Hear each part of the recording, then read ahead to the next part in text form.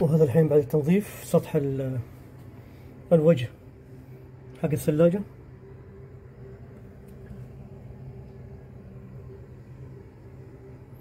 تنظيف مجرى البخاخات.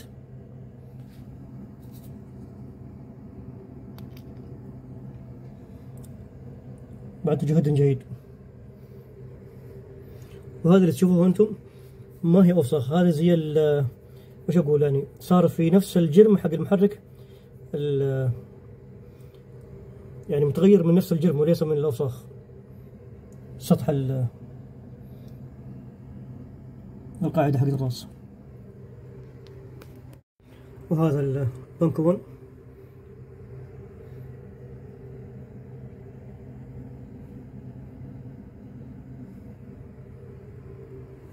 تم تنظيف كل القطع اللي تم فكها. هذا غطاء الثلاجة، غطاء البلوف، هذا صمام الإيفاب، حساس ضغط الثلاجة، بلف التبخير، بسم الله ما شاء الله، حوزات التبخير،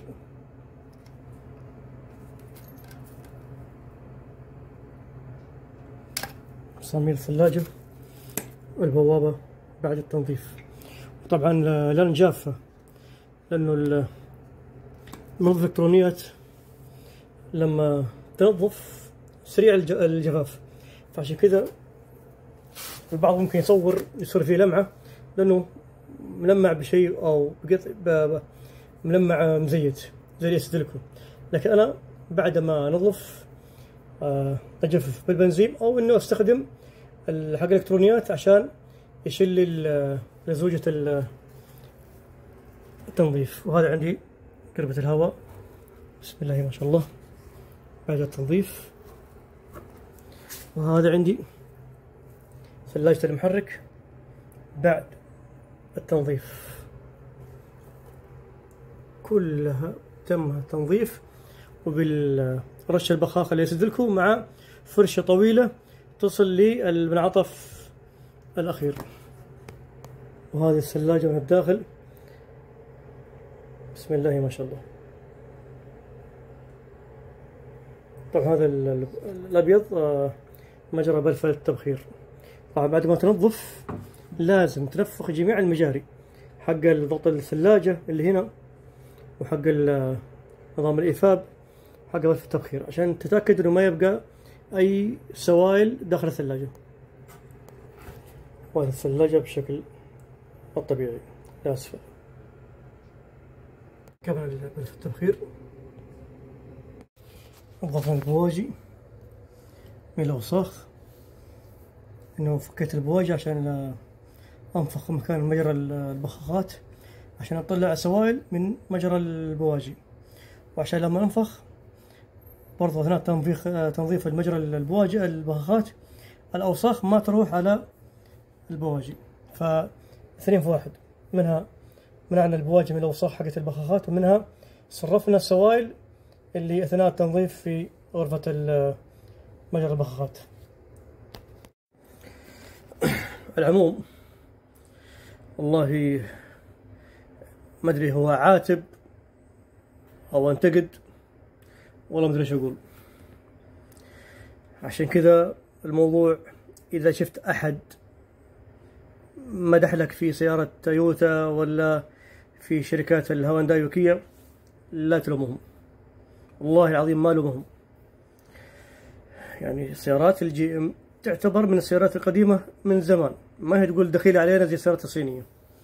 ومع ذلك احنا في المنطقة الجنوبية خاصة في جازان قسم بالله انه صارت انها حتى يمكن السيارات الصينية افضل. يعني تخيل الان يومين عشان تتوفر قطع. وايش القطع؟ قطع استهلاكية. البخاخات تعتبر من 2015 الى الان 25 لها حدود 10 سنوات، يعني يفترض الان تكون متوفرة في اغلب، ما هو بس تعتمد على الوكيل. احنا مشكلتنا وكيل واحد، ولا لما جيت وقت ما جاء يدور قطع او يطلب قطع اتضح ان الوكيل جالس ينقل من مكان لمكان، وما خلى انه يكون لما ينقل من مكان لمكان يبقي او يفتح شيء جزئي بسيط للقطع الاستهلاكيه عشان الملاك ما يتعطلون. شهر طبعا هذا حسب مجاني. فلما تقفل شهر، اسبوعين، 3 اسابيع، في ناس عندها سيارات تحتاج لقطع استهلاكيه توقف عليها، والله مشكله. فالحين بخاخات هذه طلعت فيها 4 سليمه، وكان فيها واحد عطلان من اول، واثنين او 3 تضررت من اثناء الفك بسبب الماسوره انها انحنت وذا. العموم فعشان نبغى قطع قالوا مقفله. تجي تدور برا في بعض القطع الغيار هذه يقول لك غير موجوده. اغلب القطع عندهم حق موديلات قديمه 2014 ما قبل. فلازم تطلع عبها، او سبحان الله بعد يعني بس من حسن الحظ انه ولد عمه الرجال اللي عندي انه طالع من مكه، وقبل يطلع من مكه قال له خلاص جيب لي من جده او من مكه، فطلبها من مكه وجاب لنا 4 جديده. السؤال اللي انا اطرحه او انه اعاتب فيه، الى متى؟ طبعا الكوري الان ما شاء الله صار منافس للتويوتا، وجميع وكلاء سيارات العالم كلها اللي عندنا احنا في الجنوب هنا من غير هونداي وكيا، زي الهوندا، مازدا، جي ام، فورد، موبار لو حق الدوج وطقتها، اغلب الشركات الباقيه هذه، مستبيشي، ما تعادل جميع فروع تويوتا. تويوتا بنفسها عندنا في المنطقه اكثر من جميع الوكلاء اللي موجودين عندنا من السيارات الباقيه. فعشان كذا اغلب الناس لما تتجه لك لسياره تويوتا، حتى وان كان اسعارها مبالغ فيها، وحتى ان كان امكانياتها لك عليها، الا انهم ياخذونها او يستخدمونها او انه يثقون فيها، لانه الواحد سبحان الله ممكن بعض القطع او اغلب القطع ما توقف. ممكن اقرب كمثال مبالغه بقاله يلاقي قطعها متوفره. فهذه والله غبره. على العموم الان صار الواحد يجي يفكك بخاخات او مشكله بخاخات، قبل لا يفكها بيعمل حساب انه القطع هل موجوده ولا لا. على العموم هاي الضفيره عندي القديمه، وهذه عندي ضفيره جديده برضه جابها من مكه، وهذه الثانيه، وهذه البخاخات. فهذا البخاخ الجديد جاي معه القفله او التيله والقفله كلها مع بعض، وجاي بجلدها كامله، وتيجي معها وين والله مسلسل محمد، ايوه هذه تيجي معها الجلد اللي تركب هنا، يعني جاي كل بخاخ فيه 4 جلد، وجاي برضو الجلد هذه اللي تركب هنا، هذه تركب هنا، وهذه تركب هنا، حبتين حبتين زي كذا. هذا الان فكيتها انا، وراح اركب طبعا 4 بخاخات جديده كل شيء فيها، ما عاد الجلد اللي هنا راح اركبها من هذه اللي تجي معها، وهذه جايه بس من باب الاحتياط تستفيد منها. راح نركبها على البخاخات ال4 اللي عندي هنا بعد الفحص، طبعا فحصوها طلع شغاله، وراح نغير فيها الجلد اللي هنا ونسوي لها تنظيف ونركب. وهذا الحين بعد تركيب الجلد والجلب. فهذا الان عندي القديمه ال4 بعد اختبار شغاله وتغيير الجلب الجلد. طبعا الجلد استخدمنا كيسين، طبعا كل كيس يجي فيه 4، وفيه 6 جلب، 6 جلب حق 3 بخاخات، و4 جلد حق 4 بخاخات، الجلب حق 3 بخاخات، والجلدة حق 4. فباقي عندي برضه هنا كيسين يستخدمها لأي وقت من الأوقات إذا غير بخاخات. على العموم هي تيجي مع البخاخات القديمة، أو لو قدر الله بيغسل مرة ثانية يقدر يستخدم هذه للبخاخات إذا لأن مع الفك تتقطع. على العموم هذه عندي القديمة اللي اختبرها وشغالة، وهذا عندي الجديدة ركبنا عليها الجلد، وهذا الجلد وجلب، وركبنا التير اللي هنا حق القفلة القديمة، وهذه تجي فيها تجي مع القفلة مع التيلة مع القفلة، أو القفلة مع التيلة كلها تجي مع بعض، هذه مع هذه تجي بنفس البخاخات مع بعض. فهذا الآن راح أركبها في بنك 2 الجديدة، وهذه راح أركبها إن شاء الله في بنك 1. وهذا الحين عندي بنك 1 بعد تركيب البخاخات والقفلة. وهذا عندي بنكته نفس الشيء برضو، ركبنا جميع القفلات. هلا بس راح اركب الضفيرة ونطبق. وهذا الحين عندي البنكة 1 مع الضفيرة. هذا فيشة ضغط الحساس ضغط البنزين. طبعا فيه حساسين، حساس تحت في المواسير اللي جاي بعد التانكي يقيس له ضغط ترمبة البنزين اللي في التانكي. هذه تقيس ضغط ترمبة البنزين الميكانيكية اللي على عمود التيمن اللي عند الشريحة. العموم ركب الفيش حقت حساسات ضغط البنزين، وهذه الفيشة حقت البخاخات الرئيسية، وهذه الفيش كلها اللي راكبة مع التثبيت بالرباطة. 1 2 3 4. مع انها ما راح تتحرك لكنه بس من باب المفروض انها حق الوكالة تجي معها رباطة من نفس القماش، بس ما جت معها فربطناها بهذا الشكل.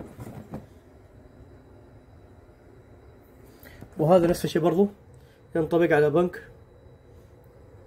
2 مع فيشة تربة البنزين الميكانيكية.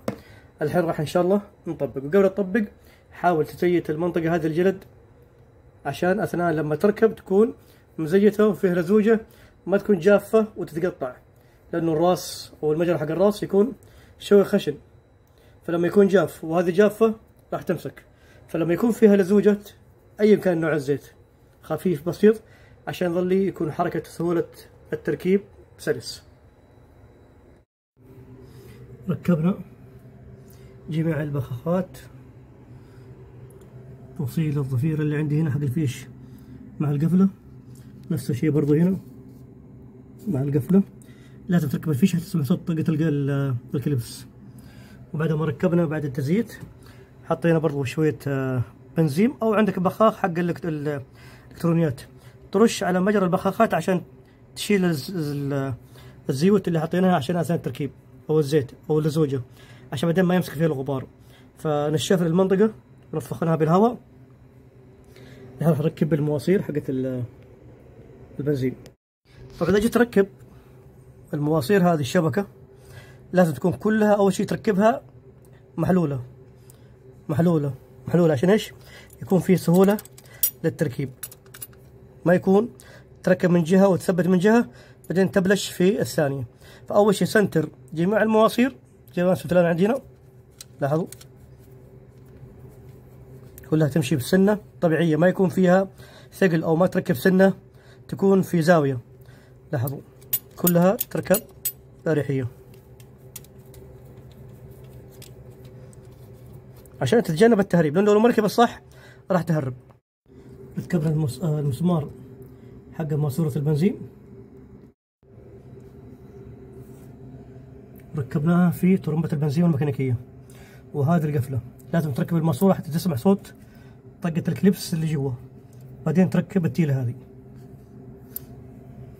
الآن راح إن شاء الله أحاول أختبر أشغل واختبر ضغط البنزين هل في تسريب ولا لا. أفتح السواتش، شغل،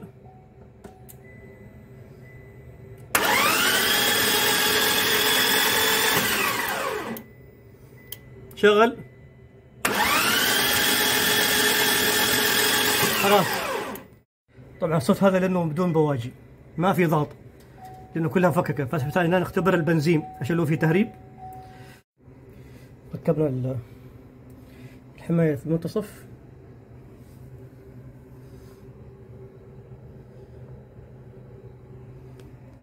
وهذا عندي الآن الثلاجة من أسفل بعد تركيب الوجه وجهز للتركيب. ركبنا الغطاء مع الثلاجة مرة واحدة، هذا مسمار، المسمار الثاني نفس الشيء برضه هنا، وبرضه ركبت معها البوابة مرة واحدة لأن كلها قطعة واحدة. إذا جيت تركب الثلاجة وسنترتها حاول ما تركب أي مسمار حتى تتأكد أنها راكبة بشكل سطحة كامل، ما يكون فيها أي فضاوة. وتأكد أنه، لاحظ عندي هنا الوجه هذا واحد منهم، تأكد أنه راكب هذا الشكل، لأنه إذا اختفى معناته الوجه طلع لاحظ كلها موجودة.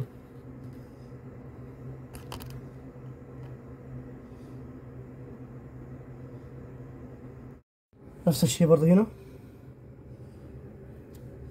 الوجيه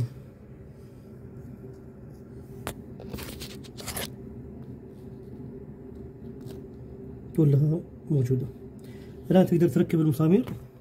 ركب المسامير الثلاجة. هذا بنك التو جهة الراكب. هذا 1 2 3 4 طبعا هي 6. هذا الأخير، هذا السادس، الخامس، الرابع، عفوا 1 2 3 4 5 مسامير جهة اليمين.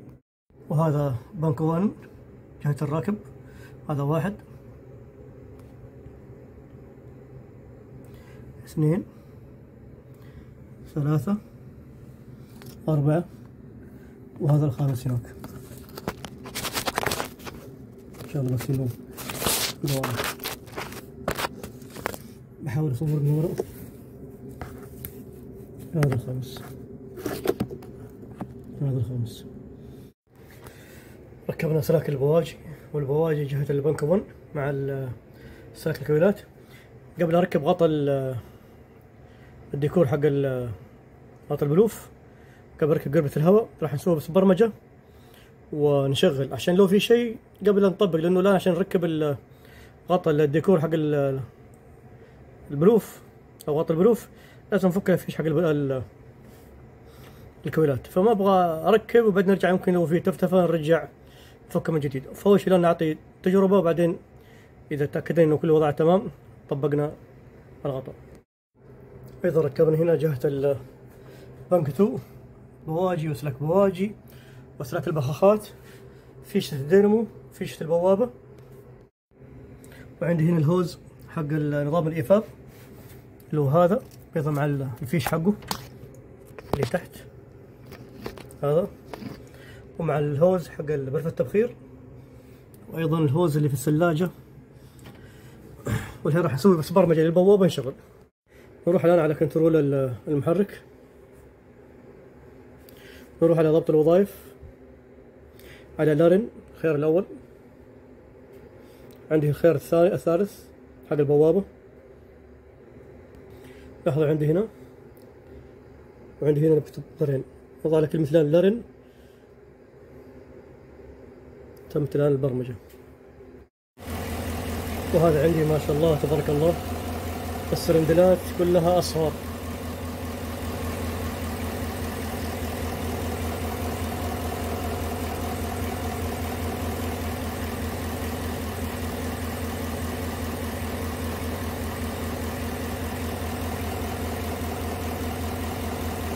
فالحين نقدر أركب غطاء البلوف و قربة الهواء. ركبنا اللي برضو جهة البنك 2 غطاء وديكور غطاء البلوف. رجعنا ركبنا الكويلات أو أفياش الكويلات. وهذا عندي جهة بنك 1 جهة السواق. وهذا الحين بعد التركيب وتشييد كل شيء. هذا قربة الهواء، الدفيز، هذا هو حق التبخير، الدفيز، هذا التبخير الثاني، الدفيز اللي هنا حق قربة الهواء. الآن نقول بعون الله السيارة جاهزة. فالحين احنا اللي غيرنا البخاخات الجديدة بنك 2. البخاخات الأربعة الأولى حطيناها في جهة بنك 1. طبعا برضو قبل لا يجينا برضو مغير كويل رقم 1 ولا أعلم إذا كان أصلي أو تجاري أو لا. وهذا عندي الآن ما شاء الله تبارك الله. شوفوا بعض التعب. الحين ظهر لي عندي بس فاير في سلندر واحد. غيرت البواجي، مكان 1 ب3 ومكان السلك 1 ب3 وباقي مستمر عندي رقم 3 1. فالحين باخذ في مشوار، ممكن لعل وعسى يكون في بخاخ لانه الان البنك واحد اللي هو جهه واحد جهه بنك 1 اللي حاطين فيها البخاخات المستخدمه. ممكن يفك معي اثناء المشوار الله اعلم. وباقي برضه بجرب الكويل لانه برضه هو مغير كويل في رقم 1. بس هذا والله العظيم الغبنه. اول كانت ترتفع عندي في سدر 8 الان 8 وكلها تمام. رجع عندي الان 1 مرات يروح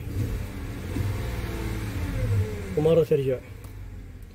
فبلاحظوا فباخذ فيه مشوار ما فيه ولا برضه بس اغير الكويل. اذا راحت المشكله كان بها ما راحت المشكله ولا معناته البخاخات واحد منها اللي سوى لها تنظيف في مشكله. وعاد يتحمل راعي السياره هذا الخساره كلها والتعب. ليش؟ لانه القديمه فحصها وقال لي سليمه. فالاخير الان هذه الاشكاليه في بنك واحد. فمعناته الاشكاليه اول ما كان في بنك واحد الان الاشكاليه موجوده. فالكويل ما هو الكويل اللي هو غيرناه وطلع باقي زي ما هو. والبواجي ما هي بواجي لان احنا بدلنا. والسلك البوجي ونفس السلك البوجي. ف ان شاء الله بس انها تروح. طبعا انا جالس افحص عشان اشيل الاكواد القديمه. لاحظوا عندي هنا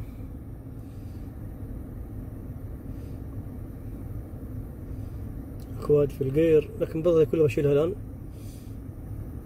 اكواد في الدبل.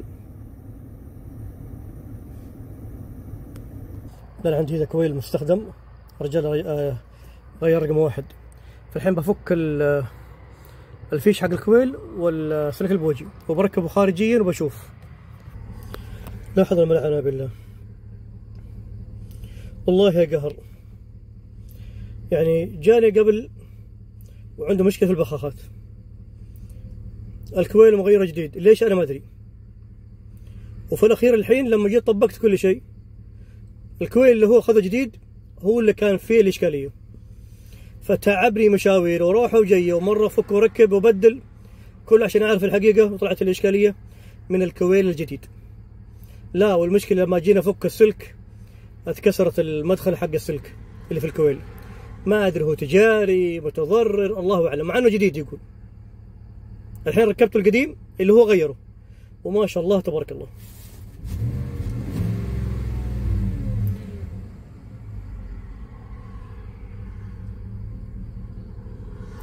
طبعا المسفاير المتنقل هذا ما عليك فيه طبيعي جدا. اهم شيء يكون عندي الان السرندرات كلها مستقره. اقسم بالله يا غبنه لما جيت تطبق تطلع لك مشكله ثانيه وتدخل في دوامه ثانيه وفي الاخير طلع الشيء الحمد لله كل حال. بس ايضا عنده هذا الرسالة تظهر عنده مشكله في الكنترولات. عنده اكثر من مشكله ما في اتصال مع الكنترولات زي الكنترول مره الجير مره الدبل مره حق نظام الفرامل ومره نظام الدركسون او التوجيه. عشان كذا حتى انا فحصته في الاول كان مول معطيني جميع اكثر الاكواد. فمسحت الاكواد كلها لكن اللي استمر معي اللي هو نظام الفرامل. لاحظوا عندي هنا الاكواد اللي فيه يجيني مره هستري ومره هنا يقول فشل.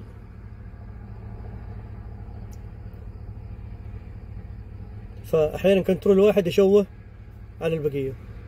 البقيه كلها لما مسحتها راحت. بس هذا الكود حق البريك الالكترونيك او الالكترونيك بريك كنترول اللي هو نظام الفرامل. الاشكاليه يقول لك هنا ما في اتصال مع الباور سترينج. كلها كان هوستري. ايضا عندي هنا الكود برضو لاحظوا عندي هنا يقول يعني في مشكله في الكنترول. انا ما ادري ايش والله. هذه يبغى لها واحد متخصص كهربائي لانه واحد يشوش على البقيه.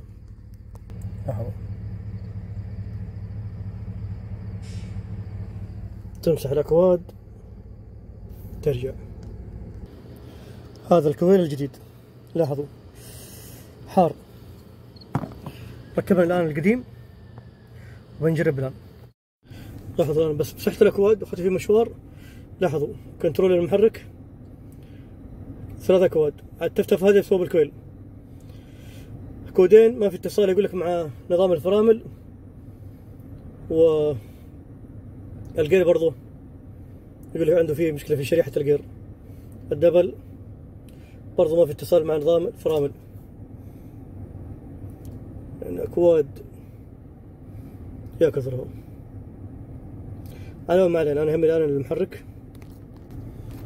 لاحظوا ما شاء الله تبارك الله، أخذ فيها مشوار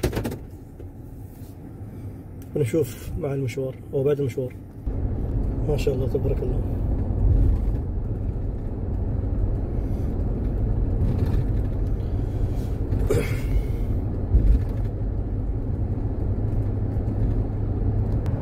ما شاء الله تبارك الله.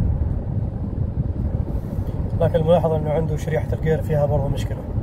طلع كود في عدسات شريحة الجير، وراح اوريكم الان لما يجي يغير النمرة في زي التوفيت او لاحظوا من الاول الثاني.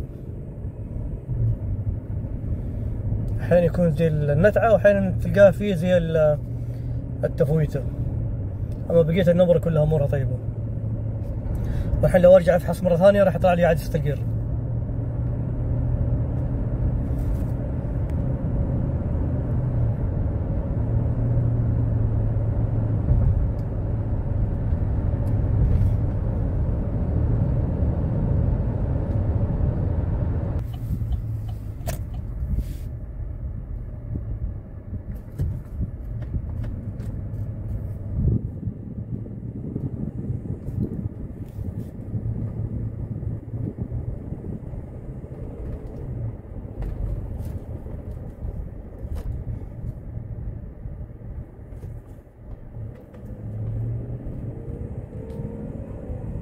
لاحظوا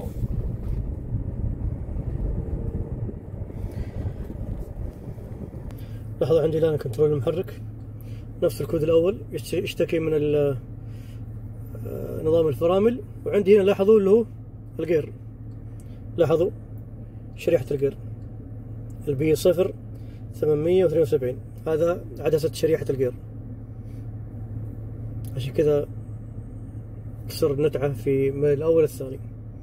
على العموم عندي الآن ما عندي أي مشاكل في التفتفة والمسواير اللي جانا علشانها كانت السبب في أحد البخاخات رقم 8 غيرناها. هذا وصلى الله وسلم على سيدنا محمد.